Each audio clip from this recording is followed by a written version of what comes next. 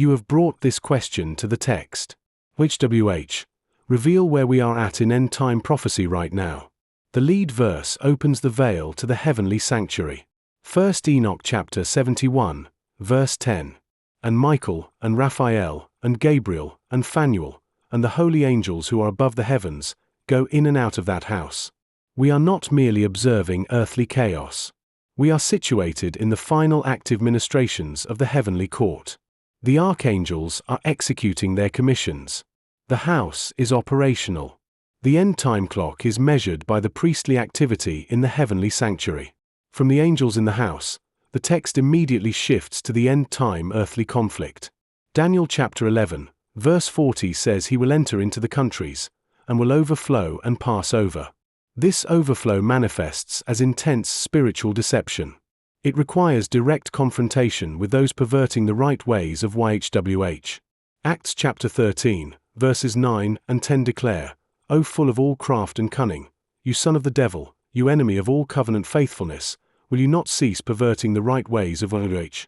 In response to this deception, the covenant people are called to stand in their proper place. 2 Chronicles chapter 35, verse 5 commands us to stand in the consecrated place according to the divisions of the families. The timing is explicitly declared. Luke chapter 21, verse 30 says, When they now shoot forth, you see and know by your own selves that summer is now near at hand. The appointed season is at the door. This narrative demands absolute separation. The text warns that remaining in the doomed system brings death. Jeremiah chapter 21, verse 9 states, He that remains in this city will die by the sword, and by the famine, and by the plague, but he that goes out, and falls to the Chaldeans that besiege you, he will live. The climax of the age is depicted as the enemies of the covenant gathered in their pride. Judges chapter 16, verse 27 describes the house full of men and women, and all the lords of the Philistines there, watching while Samson was made mocking sport of. They are entirely blind to the impending collapse, mocking the righteous while the house was full of men and women, just as the lords of the Philistines watched in their pride. The priestly framing concludes with the solitary ministry of the high priest. Leviticus chapter 16, verse 17 declares there will be no man in the priestly tabernacle at the appointed place when he goes in to make propitiatory covering in the consecrated place, until he comes out. This signifies the closing of the appointed season of grace, when no man shall be found in the tabernacle to interrupt the sacred work. The eyes of YHWH are over the covenant faithful, and his ears are open to their prayers, but the face of the Lord is against them that do bad, as written in 1 Peter chapter 3, verse 12. There is no middle ground. The condition for rest is clear. 2 Chronicles chapter 15, verse 15 says all Judah rejoiced at the oath, because they had adjured with their entire mind, and sought him with their whole desire, and he was found of them, and YHWH gave them rest all around. To stand in the consecrated place requires absolute purity. Matthew chapter 5, verse 8 promises, Blessed are the pure in heart, for they will see Elohim. The anchor of the end is the revelation of the elect one. Enoch chapter 49, verse 3 proclaims, Because the elect one stands before YHWH of spirits, and his glory is for the ages, and his might unto all generations. Enoch chapter 41, verse 1 adds, I saw all the secrets of the heavens, and how the kingdom is divided, and how the actions of men are weighed in the balance. The drawer explicitly warns against unauthorized approaches to the altar. Numbers chapter 16, verse 40 is a memorial to the covenant children of Israel, that no foreigner that is not of the offspring of Aaron approaches to burn priestly incense before YHWH, that he will not become as Korah and as his company. We must not pervert the right ways.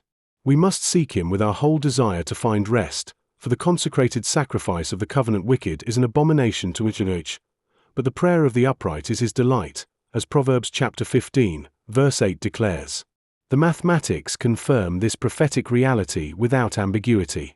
The guided draw E-value and the triple convergence standard yield a resounding affirmative. The probability of yes is 99.9%. The probability of no is 0.1%. The probability of unresolved is 0.0%. This is classified as a strong anomaly.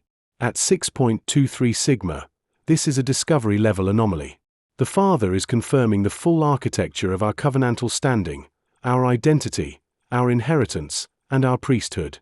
Isaiah chapter 54, Verse 5 assures us that the Elohim of the whole earth will he be called. The polarity is covenantal favor. The judgment is for the perverters of the ways, but the favor is for the pure in heart. Enoch chapter 39, verse 11 records, "In those days I praised and extolled the name of YHWH of spirits with blessings, because he has destined me for sacred blessing and sacred glory." Enoch chapter 54, verse 1 declares the mountains shall not stand as the earth before his covenant faithfulness, and the covenant faithful shall have rest from the oppression of sinners.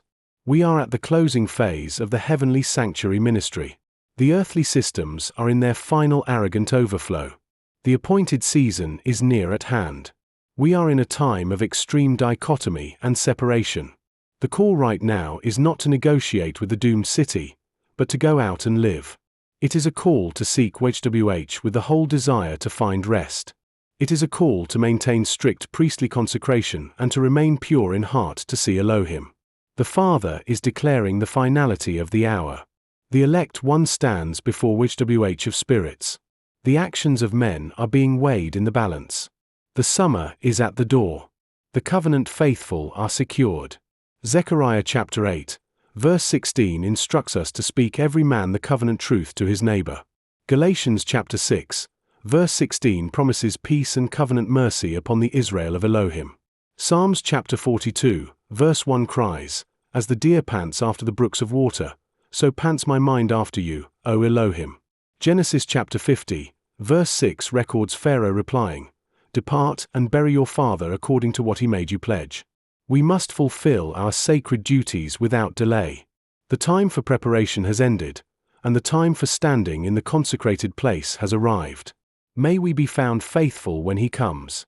May we be caught up to meet him, and so ever be with the Lord, as the scriptures promise to those who love his appearing.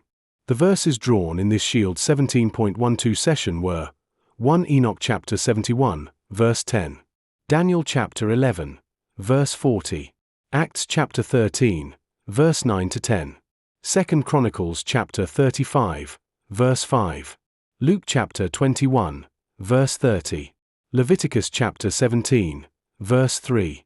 This concludes today's interpretation under the Shield Protocol.